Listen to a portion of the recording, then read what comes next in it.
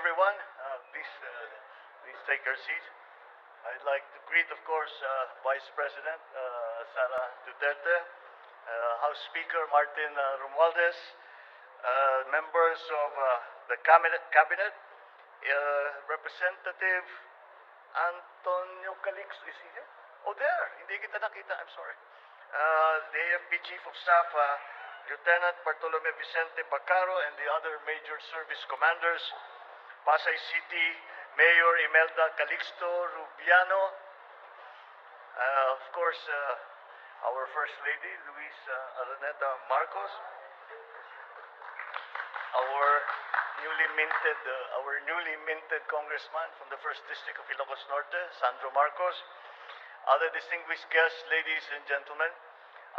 Today I embark upon what I anticipate to be the first of a series of trips that I will be undertaking to our friends, our partners, our allies around the world.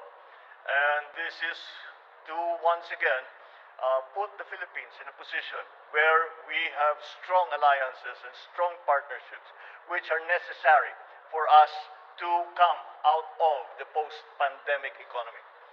So I leave to undertake my first state visit to our immediate neighbors, Indonesia and Singapore.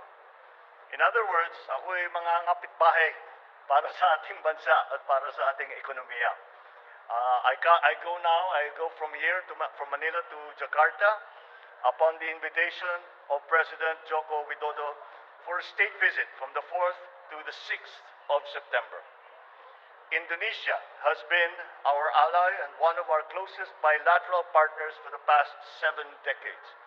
And beyond that, the cultural ties and the geographical affinities that we enjoy have always been part of our relationship with Indonesia. We will reaffirm our ties with fellow archipelagic nations and ASEAN co-founder, Indonesia, with whom we share an extensive maritime border in the south of the Philippines. During my visit, the President Widodo and I will be meeting for the first time and will be discussing the current state and the future as we see it of the bilateral relationship between the Philippines and Indonesia and the changing global geopolitical environment. We will also witness the signing of several agreements between our two countries, covering important areas of cooperation. These are agreements on defense and security, on the creative economy, the culture, and our foreign ministers look forward to signing the Philippines-Indonesia Plan of Action for the next 5 years, which commits our two countries to projects and activities covering the full range of our bilateral ties. Beyond that, we will also be seeking the partnership and the help of our friends in Indonesia, from the President and for our friends in Indonesia for investment in the areas where we see that they can be of assistance, especially in the critical areas as we have identified them in agriculture and in energy. Likewise, upon the invitation of President Halima Yacob, I shall undertake a state visit to Singapore from the 6th to the 7th of September. Singapore is home to 200,000 Filipinos, and as ever, they make us proud for their contribution to the economies of Singapore and the Philippines. I shall meet both President Halima Yacob and Prime Minister Lee Hsien Loong to renew our commitment to deepen bilateral relations, explore options for advancing our economic ties, as well as discuss regional and global issues. Prime Minister Lee and I will also witness the signing of several agreements. Singapore has become the Philippines' top trading partner in ASEAN and the top source of approved investments in 2021. Our economic cooperation with Singapore has grown by leaps and bounds for the past half-century, and more opportunities are just waiting to be tapped by both sides. My state visits to our ASEAN neighbors will seek to harness the potentials of our vibrant trade and investment relations. As such, an economic briefing Business forums and meetings have been organized to proactively create and attract more investments and buyers for our exports in order to accelerate the post-pandemic growth of our economy.